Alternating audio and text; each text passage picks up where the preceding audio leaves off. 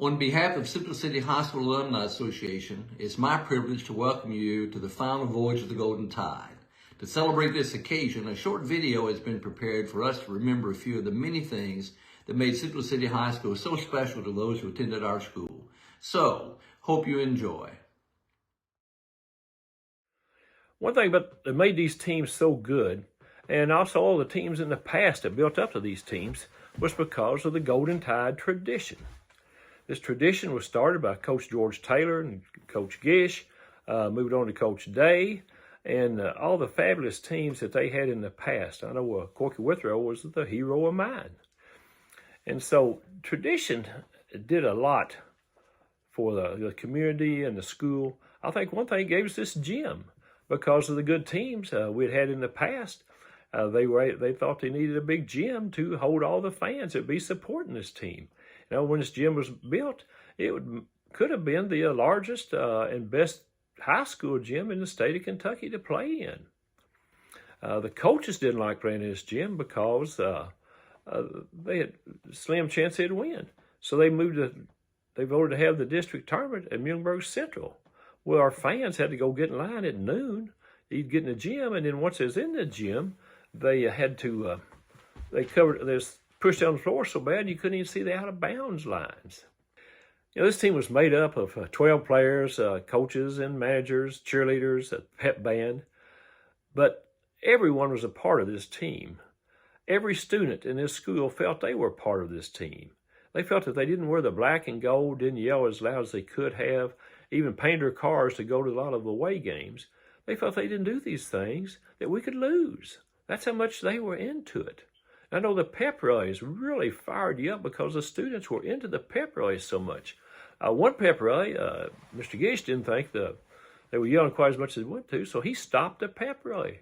He walked on the floor, about 4 foot tall, and he just stared at the fans for a few minutes. And then you could hear a pin drop. And then he stuck his hand up and he said, "I've got more guts in my little finger than anybody in this gym for the way you're yelling." And he walked out the gym in disgust. But it wasn't only the students, the whole town was into the team. They felt like they were part of it. I know if you went downtown on game day, the whole conversation was the game that night. Everyone was looking forward to that game. And the next day after the game, downtown, they relived the game several times over and over and over, especially at the barber shops, places like this. I know when you put on the black and gold uniform, you were expected to win. Matter of fact, you knew you were going to win when you were on that floor. I don't remember ever playing a game I didn't think we were going to win. But that's the way it was. I know when we get together with teammates and schoolmates, we relive our good times at Central City, and especially in sports, reliving the ball games and so forth. This was the most important time of a lot of people's lives. It was just a wonderful place to play and a wonderful place to be, and I'm so glad I was part of it. I was asked about Mr. Wilcox and what he meant to the golf program and what he meant at Central City High School. He, as well as many other faculty members, they believed in us as students, and they believed that we could compete with anyone. Mr. Wilcox got our program on the biggest stages in Kentucky. As a freshman, I remember in 1975, he got us in the Kentucky Invitational Tournament, which was the premier golf tournament in the state back in 1975. And we loaded up and got in the back of his Chevy pickup truck with a camper shell. And I think there were 3 or 4 of us in the back and 2 in the front, and we took off to Louisville. That wouldn't happen today, I'm sure. But we ended up winning the golf tournament. And as a 14-year-old kid, that was kind of a shock to me, as well as it was to the other members of that team. But it didn't really shock Mr. Wilcox. He knew we had the potential, and he knew we had the ability. And he was, not to say he wasn't excited, but he was very calm when the reporters were interviewing him, and it was like, no, that's what was supposed to happen. As far as when Mr. Wilcox was principal, my senior year, I was his first period aide, And I can tell you that he loved to have fun. He loved to cut up, and he liked to have good, clean fun. But the thing that I think I remember the most, and I think you could ask any one of my peers at that age, he did not take any bull from anyone.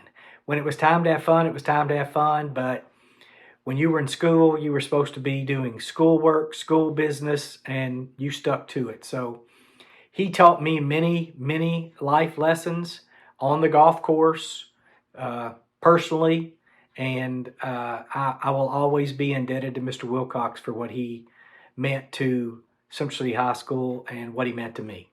Thank you.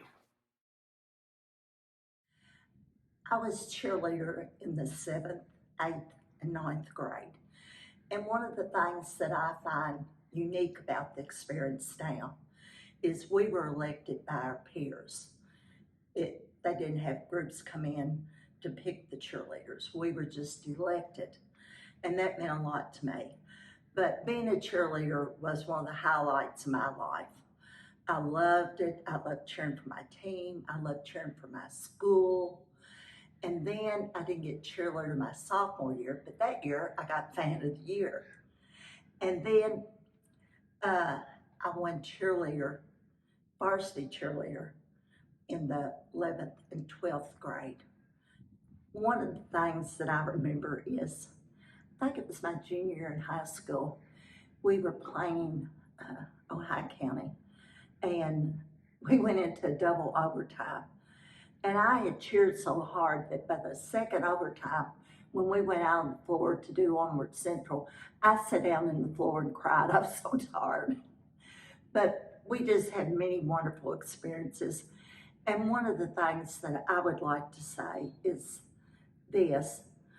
We were fortunate that we had someone like Nancy Carr Walker to be our sponsor. She was a wonderful moral compass. And we had great fun with her too. She became one of us when we were around.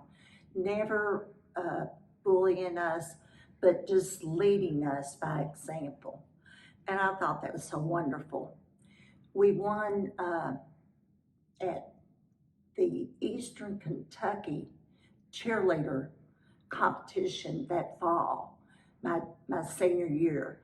And we had never won anything like that before, so we were really excited. My plans are to be a cheerleader my whole life, whoever I am with. But if I were going to be laid out, I want to be laid out in a cheerleader jacket. That's how much it means to me. Hello, my name is Ann Greenwood Watson, and I'm a member of the CCHS class of 1990, the last class to graduate from Central City High School. Over the years, I've run into people near and far with Muhlenberg County connections, and they often ask, where did you attend high school? I very proudly would say that I was in the last class to graduate from Central City High School. I would be remiss if I did not mention that my great-grandfather, James Allison Lawton, was in the first class to graduate from CCHS in 1913. In total, 13 members of my family over 4 generations are alumni of CCHS. And this school will always hold a very special place in my heart for me and my family. Good evening, everyone. This is Curtis Shelton, class of 1990. Also proud member of the 1989 state tournament team. Proud of the sweatshirt that I'm representing right now. One of the greatest basketball teams ever assembled. What a great team that was. What a great time that was in the city of Central City. Being the last class to graduate from Central City High School was definitely an honor. Especially for me, since my mother was one of the first black students to attend the great Central City High School, and I was one of the last black students to attend Central City High School. So it was personal to me when we closed the building. The tradition there was like no other. You know, in education, we talk about caring for kids and caring for students. That really happened at Central City High School. The family atmosphere, the ability to have that one-on-one conversation, and the teachers there genuinely cared about your well-being. You know, I never thought that I would get an education, but looking back at my time at Central City High School, that foundation was set there. Teachers really caring about me as a person, and instilling in me that, you know, you should always strive to be the best. And the tradition of Central City High School, as you know, is like no other. We're different. We're very different. There's nothing like the black and gold. With ESPN coming in on that last game against Davis County, being on Scholastic Sports America, man, it's something to look back, and it gives me chills when I think about that tradition that I got to be a part of. And it carried over into the classroom as well. You know, that senior year, the teachers really embraced that last year. Really interjected some great self-esteem qualities in all of us as students. They really pushed and strived and made sure that we held on to that Golden Tide tradition as much as we could. It's been a lifelong added bonus to my life, knowing that I did graduate from the Central City High School, the greatest high school in Muhlenberg County, in the state of Kentucky, in the nation. I say that with a little swag, a little brag, because that's who we are. We are the black and gold. And remember, when the black and gold came in, everybody trembled. Everybody trembled. So we're different. You know, when you talk to a Central City grad, we're different. We'll always be different. And I'm sorry, there's always going to be haters out there, but there's only one Golden Tide. There's only one black and gold. And if you're not part of it, sorry about your luck. But again. Hello, Central City alumni. My name is Bob Gaddis, and I was band director at Central City High School from 73 to 77. I retired from Campbellsville University in 2015 after serving as Dean of the School of Music for 26 years. I have a great deal of respect for Mr. Walker and the foundation he provided for the band program. I knew his work while I was going through high school at Muhlenberg Central. I also knew through personal knowledge some of the fine band directors before Mr. Walker. My mother, Louise Lovell at the time, was in the Central City High School band program in the late 30s and early 40s. Her band director had high standards for his students and their performances back then. These high standards were certainly passed down into the Walker era. Although there were 4 or 5 years between Mr. Walker and my tenure, it was obvious that the tradition of excellence was a constant in the students when I arrived. My style was not like Mr. Walker or any director that preceded him. Style is unique to each person. The constant is the standard of excellence which each person adopts. I do hope that my students appreciated the opportunities afforded them by their participation in the band program. My best to all of you. Have a happy reunion. I've been asked by the Alumni Association to share with you some of my thoughts and insight about growing up in the Central City school system, attending high school there at Central City High School, and then moving on my senior year to attend school at the new Muhlenberg North High School in the school year of 1990-1991. But I was one of those kids who was fortunate enough to grow up here in Central City, be a part of this community, attended all of my school years from the time I was in kindergarten until my last year of school at Central City, and grew up and made great memories here, but found out about a year and a half before my senior year that I was going to be a member of the first graduating class at Muhlenberg North High School. You know, I think about guys like Tony Hopper, Steve Sparks, those guys who contributed to the basketball tradition that we all remember so well. And then they came back here as teachers and as coaches, and they instilled just a great sense of pride in us about the fact that we were able to be a part of this school and attend this great school. When I came back to Central City High School as a member of the faculty in 1975, I was a little concerned about coming home to teach. But I had learned something while I was away, that the experiences we had as students and the guidance we had from this faculty and staff was unique. Not everybody got this, and I was so happy to see that it was still here. And we call this the can-do attitude. The administrators when I was a student were George Taylor, superintendent, Delmas Gish, principal, and for the first time we had a guidance counselor, Bernadine Steele. When I returned in 1975, we had a new superintendent, Jack Day. We had a new principal, Jim Wilcox, and Miss Steele was still with us, but as she retired, Linda Adams became our counselor.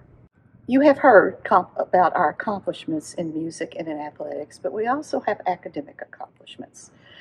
Ever so many years, we had to go through a strict evaluation and make changes to meet the requirements to be a member of the Southern School Association. These requirements helped us as a faculty to focus on the classroom and the needs to progress in the classroom. Now think about your friends and all the successes they've had in their careers. But that started right here at Central City High School. There were scholarships, there were Governor Scholars experiences, there were statewide recognitions. People knew about Central City High School. And the reason for this is because the administration and the faculty had that can-do attitude. I'd like to name some of the faculty members, but I'm afraid I'd leave someone out. So I'm encouraging you to record your memories and your appreciations on our video. As I said, all of these accomplishments were because of that can-do attitude. We really believed that we could do anything we wanted to, and thanks to Central City High School, we did. My name is Jack Simpson. I graduated in the class of 1959, and I'm now at the ripe old age of 3 to the 4th power. Figure that out.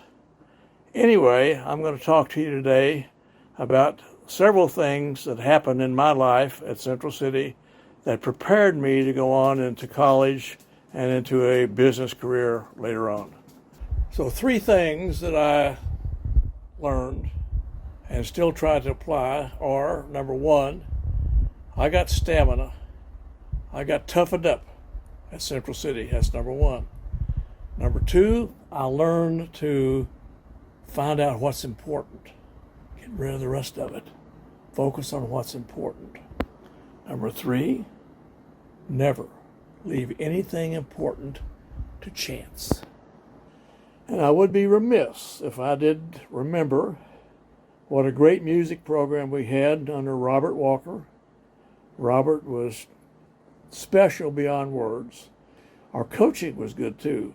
Delmas, Jackie Day, they did a good job. They tried to get us to run laps, tried to get us in shape. This was well before anyone knew that getting in shape was important, that being able to outrun your opponents was important. So that's about it.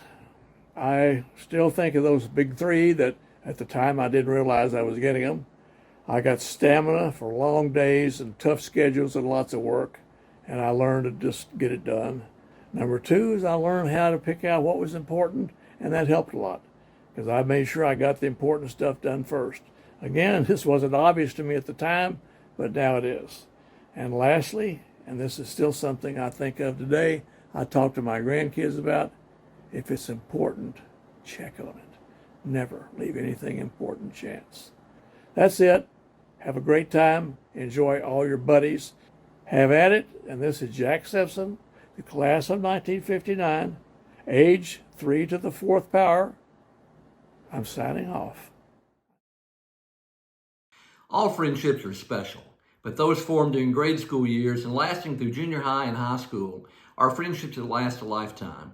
Class reunions give us the opportunities to renew those friendships and remember the good old days spent in the Central City school system. Hail to the black and gold.